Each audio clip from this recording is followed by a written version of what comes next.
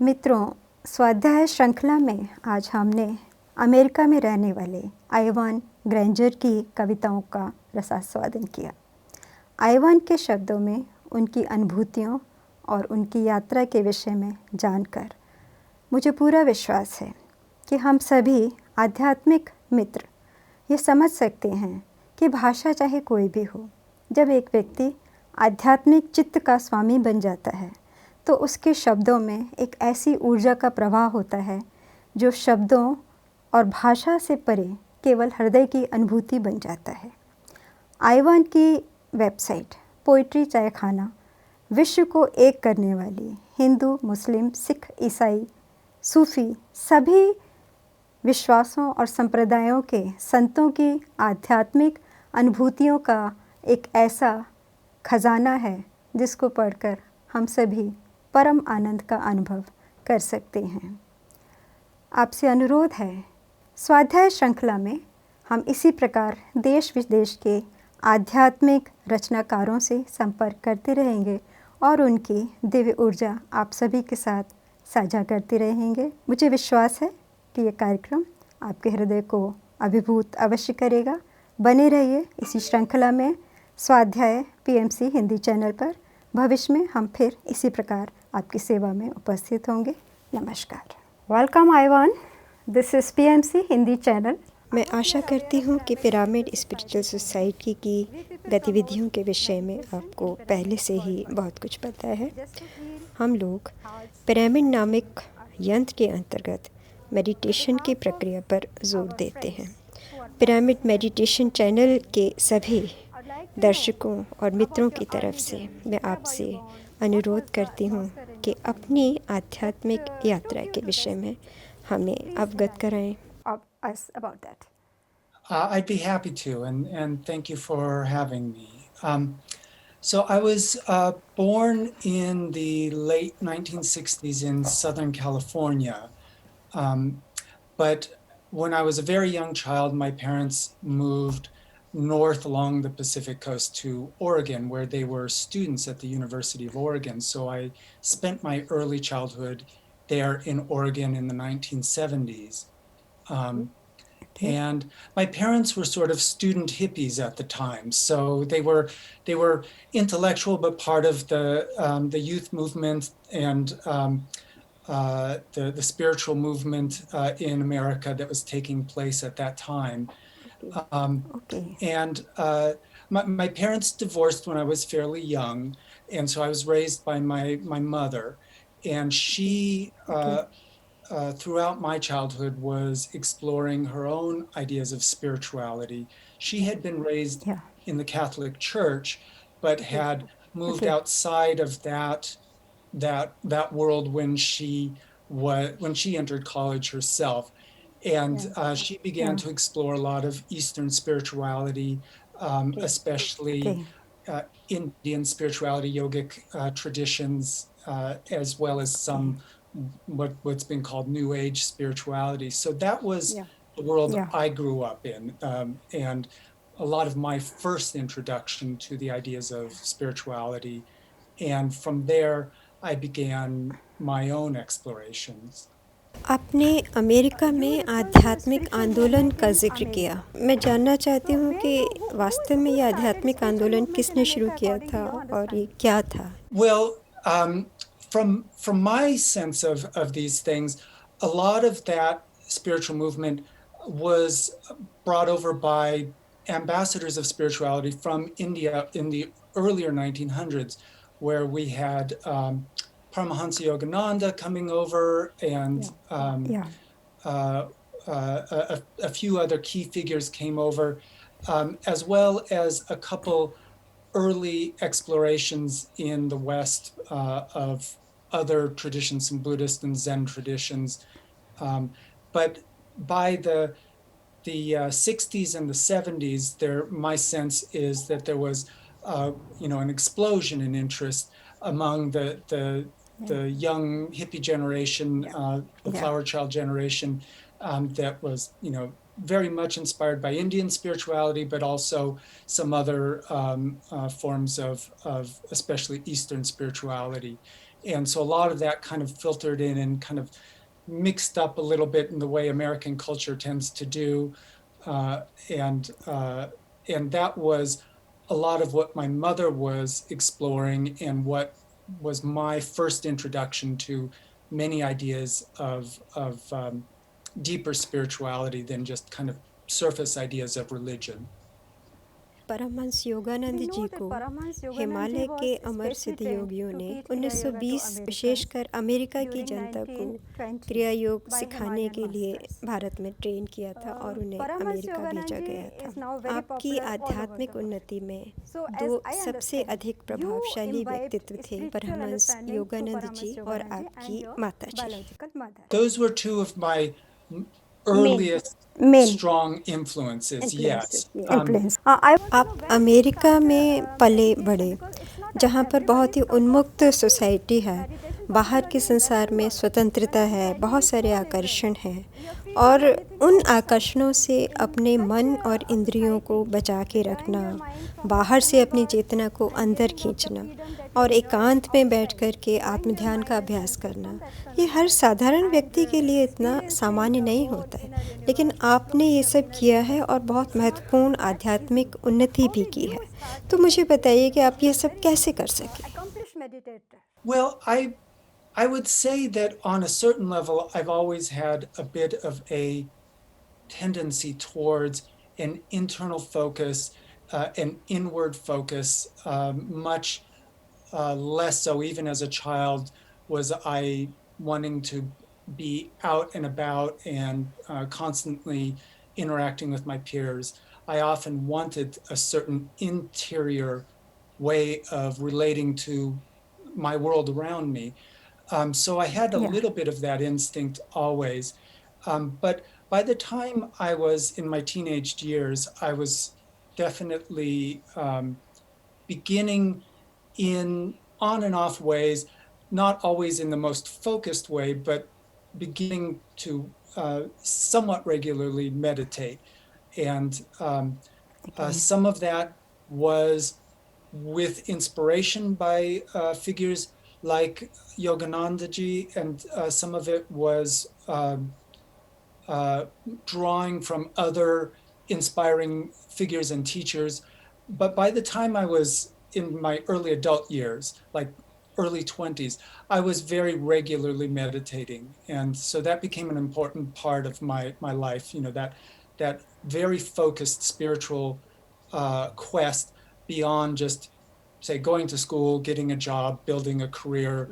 That all of those things felt secondary to me. And I was always very focused first and foremost on feeling that the real purpose of life, or at least the most important purpose of life, is a sense of awakening and realization. And meditation has always been an important part of that for me. आपने हवाई की गुफाओं में एकांत में बैठकर काफी लंबे समय तक ध्यान का अभ्यास किया है। एवं हम सब ध्यान का अभ्यास करते हैं, लेकिन एकांत में जाकर गुफा में बैठ के ध्यान का अभ्यास करने के लिए बहुत हिम्मत की जरूरत होती है और हर इंसान ये काम नहीं करता।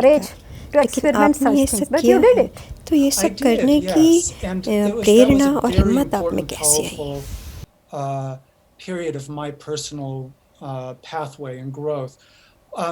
There's a sort of a backstory. The way I first ended up going to Hawaii, I didn't just go to visit Hawaii. I actually moved to Hawaii. I lived there for several years.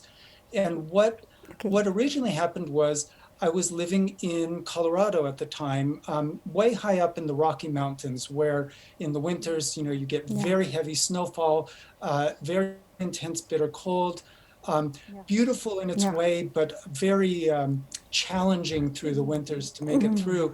And I got one winter, I got a very bad case of pneumonia.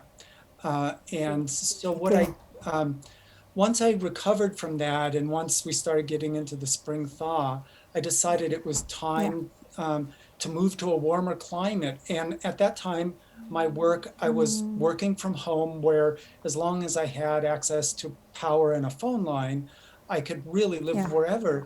And I was married at the time I'm still married, and I spoke with my wife, and she had a good friend in Hawaii, and we thought, Hawaii, that sounds nice. It sounds warm. Sounds very a good place for good spiritual practice, as well as just a beautiful environment to live. So we just decided to move to Hawaii, to the island of Maui. And so that's how I ended up in Maui. And we didn't live in some of the more touristy towns of Maui. We lived kind of in a relatively remote place that was up on the slope of Haleakala volcano. And we rented a place there that we could afford, and there was there were forests all around us. And what I would do, part of my practice would be in the morning. We had two dogs, and I would go barefoot with my two dogs accompanying me, and I'd walk in these paths in the forest. And one day I discovered a cave just sort of hidden kind of in the back of these forests.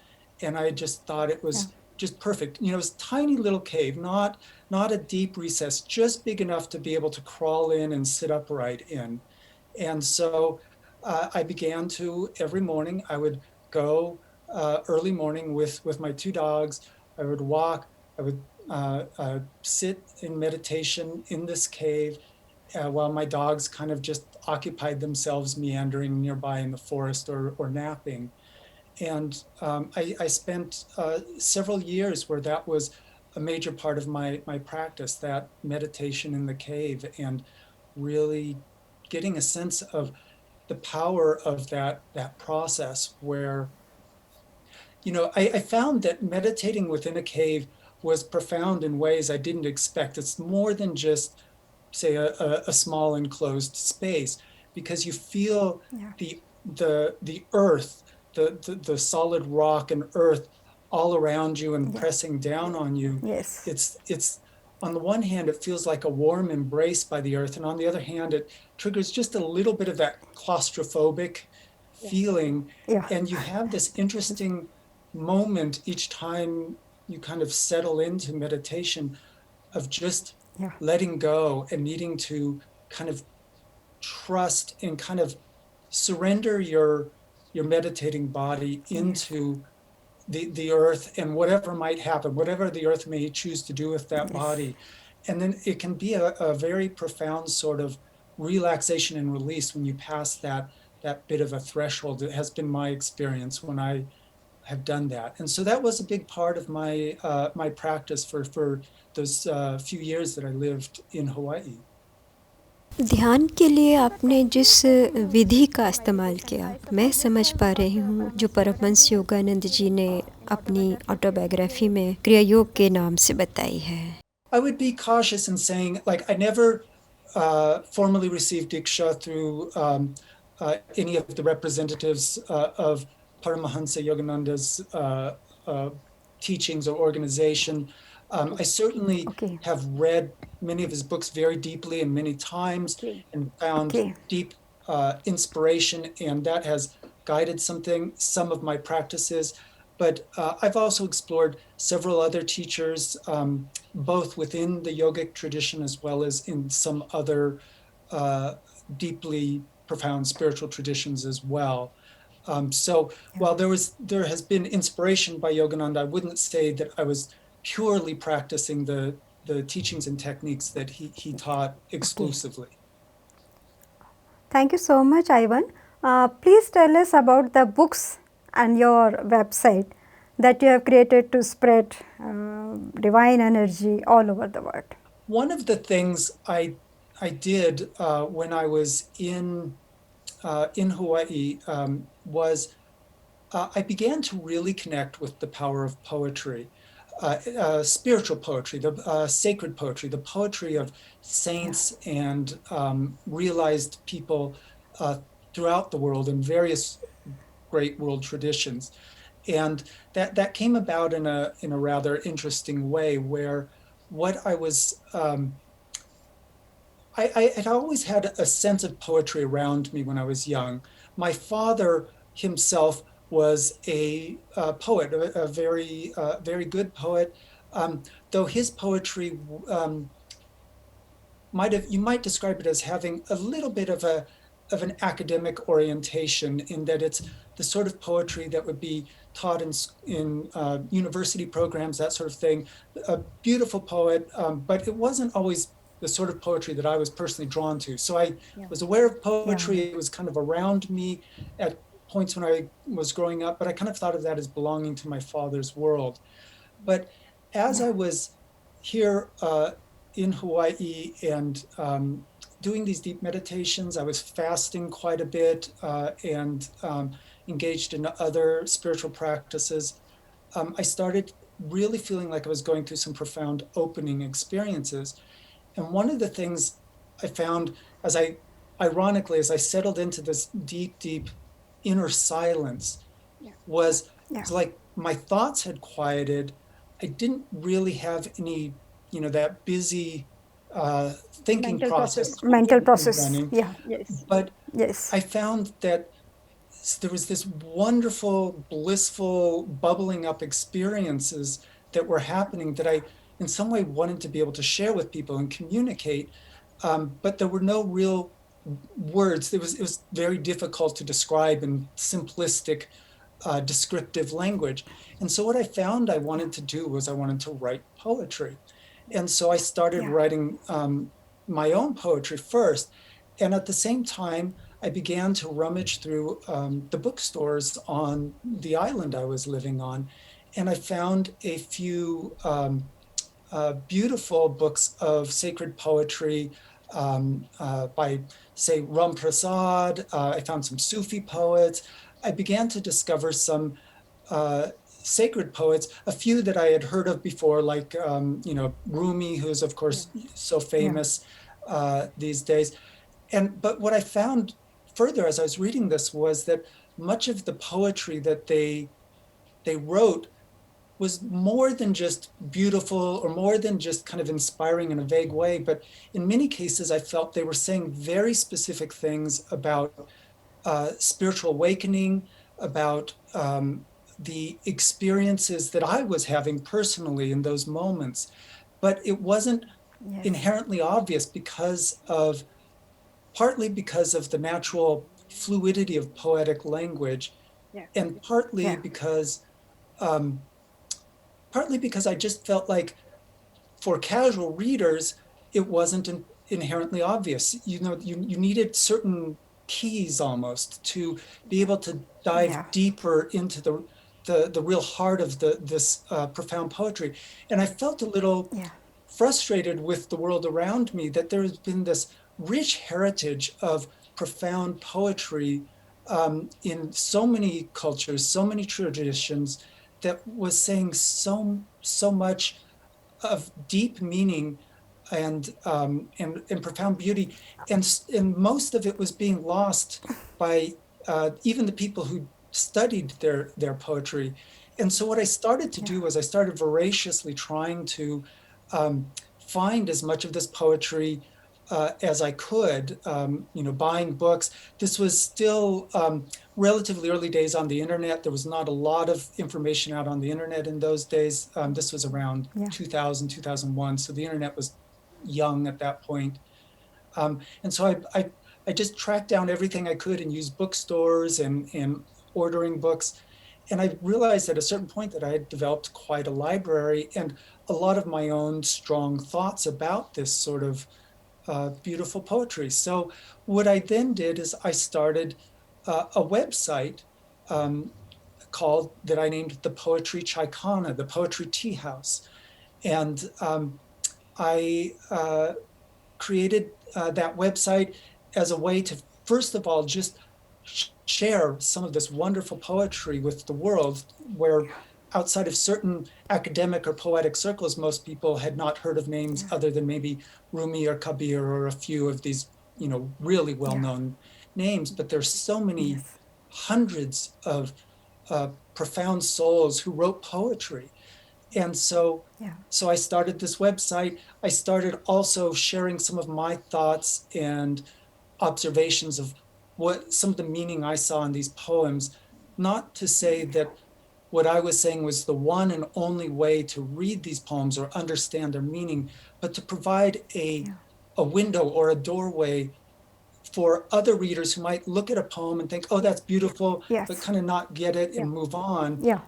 And it gives them a chance to look at that, read that poetry and really kind of say, oh, that's interesting. And then it kind of invites you in a little deeper, and it gives you something to meditate or contemplate on with that poem, and really start forming your own relationship with the poem and its rhythms and its resonance and its meaning, and that might hopefully inspire people to explore further and more deeply for themselves. Yes. बहुत बहुत धन्यवाद Ivan. आपकी कुछ बहुत ही सशक्त रचनाओं का अनुवाद मैंने हिंदी में किया है, जिसे मैं अपने मित्रों के साथ साझा करूंगी इस कार्यक्रम में। एक बार फिर हम सभी की तरफ से आपको हार्दिक आभार, असीम शुभकामनाएं, बहुत बहुत धन्यवाद।